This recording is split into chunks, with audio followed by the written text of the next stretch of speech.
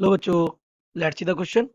A block of mass 0.18 kg is attached to a spring of force constant 2 newton per metre. तो ये एक spring है हमारी, ये ब्लॉक है और स्प्रिंग का आपको स्प्रिंग फोर्स कांस्टेंट क्या बना है 2 newton per metre. The coefficient of friction between the block and the floor is 0.1. और कोफिशिएंट फ्रिक्शन कितना है, यानी यहाँ फ्रिक्शन लग रहा है इस जगह पर, है ना. Initially the block is at rest and the spring is unstressed. अब इस सिचुएशन में स्प्रिंग कैसी है, अनस्ट्रेस्ड है. Okay. And impulse is given to the block as shown in figure. ये देखो, ये हम impulse दे रहे हैं, इसको force exert करेंगे. The block slides a distance of 0.06 meter and comes to rest for the first time. ये ब्लॉक क्या करता है, कितना 0.06 मीटर क्या होता है, डिस्प्लेस होता है और रेस्ट में आ जाता है. The initial velocity of the block in metre per second is v is equal to n upon 10. कितनी है, n upon 10. Then n is, आपको बताना है n क्या होगा. सो let's see the key concept of this question. The key concept of this question is कि हमारा box जो है, when box is moved with a velocity v. जैसा कि क्वेश्चन कह रहा है कितनी वेलोसिटी से मूव किया जा रहा है, v. हमें क्या करना पड़ेगा, we should consider the kinetic energy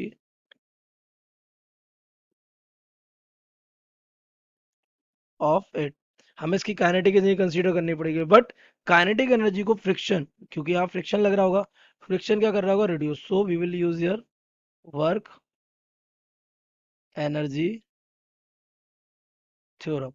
what is this theorem, ये थ्योरम हमें बताती है कि whenever there is a involvement of work in energy, then the energy work energy theorem works. तो यहाँ पे हमारे जो हम काइनेटिक एनर्जी प्रोवाइड कराएंगे उसको फ्रिक्शन क्या करेगा, रिड्यूस करेगा. तो फ्रिक्शन और काइनेटिक एनर्जी का आपस में क्या बन रहा है, इंटरेक्शन बन रहा है ना.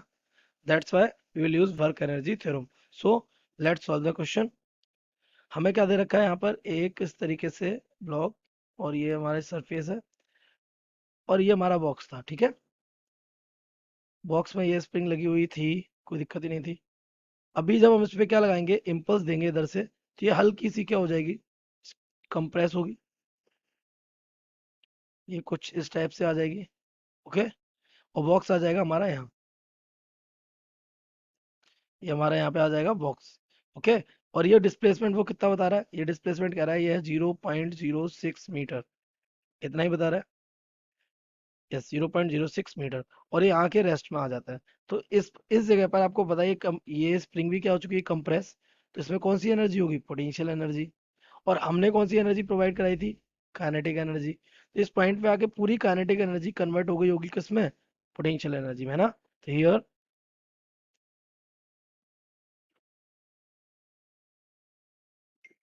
The kinetic energy is converted into potential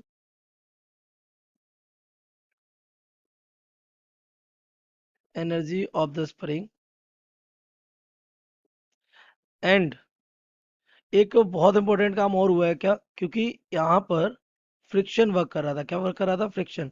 तो इस फ्रिक्शन के अगेंस्ट भी वर्क किया होगा, and work done against friction.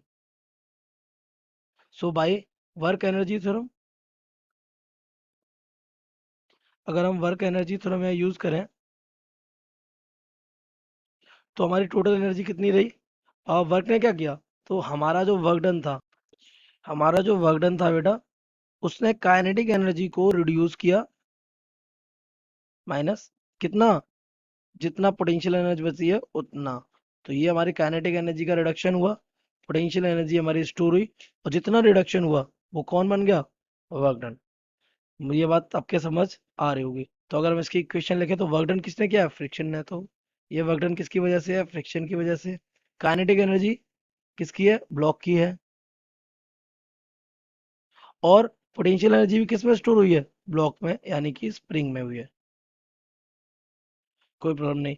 तो वर्क डन फ्रिक्शन का फोर्स इंटू डिस्प्लेसमेंट होता है, तो force of friction into displacement मान लिया हमने कितना है, डी मान लेते हैं, इज इक्वल्स टू, ये काइनेटिक एनर्जी, काइनेटिक का फॉर्मूला क्या होता है आपको पता है, हाफ अब मास ऑफ द ब्लॉक हम मान लेते हैं स्मॉल एम, और velocity of the block will be capital V, आपको गिवन है शायद क्वेश्चन में, है ना, कैपिटल वी, तो आप उसको कैपिटल वी कंसीडर कर लेंगे, क्योंकि यही हमारी इनिशियल वेलोसिटी जो हमने उसको प्रोवाइड कराई, माइनस पोटेंशियल एनर्जी क्या हो जाएगी इसकी, हाफ के, के is the spring constant, and x square यानी कि डी स्क्वायर, जितना हमारा डिस्प्लेसमेंट हुआ है, तो ये डी स्क्वायर हो जाएगा डिस्प्लेसमेंट।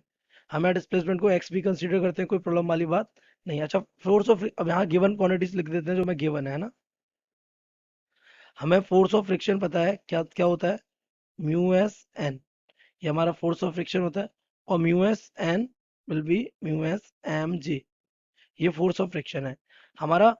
मास और वेलोसिटी के की वैल्यू और डी की वैल्यू हमें गिवन है, तो हम यहाँ पर पुट कर दें अगर इसको, तो ये हमारा हो जाएगा म्यू एस एम जी, और ये डी हमारा ऑलरेडी यहाँ है ही, दिस बिकम्स हाफ एम, ये वी स्क्वायर हो जाएगा, ये माइनस का हो जाएगा हाफ के डी स्क्वायर, है ना। हमें चाहिए क्या, velocity, so velocity square half M, this will become mu S M G D, and will be plus half K D square. अगर हम दोनों तरफ क्यू का मल्टीप्लाई कर दें, टू का, है ना, तो this will become M V square is equals to, ये two mu S M G D, और ये प्लस हो जाएगा कितना, के डी स्क्वायर। अगर अब अगर हम यहाँ से m का डिवाइड करके, हमें तो v चाहिए ना, तो m का डिवाइड करेंगे तो this becomes two mu s g d, plus this becomes k upon m and d square. तो यहाँ पे हम अपनी वैल्यूज पुट करते हैं जो हमें अपने क्वेश्चन में गिवन है, तो V square is equals to two, mu S की वैल्यू कितनी है, म्यू एस की वैल्यू गिवन है 0.1, ये 0.1, दिस बिकम्स 0.1, सी को हम 10 कंसीडर कर लेते हैं, और डिस्प्लेसमेंट कितना कराया था 0.06, ये हमारा आ गया ये।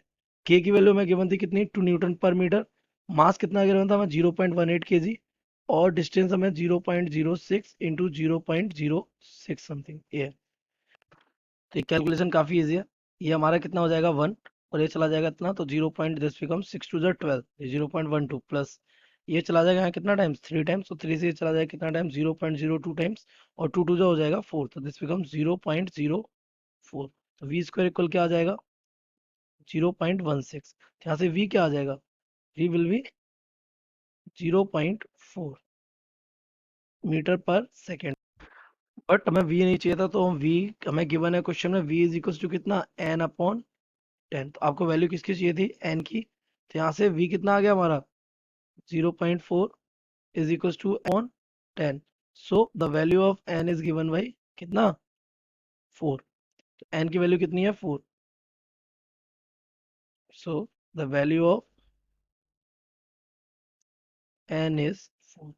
I hope you have understood it well. Best of luck.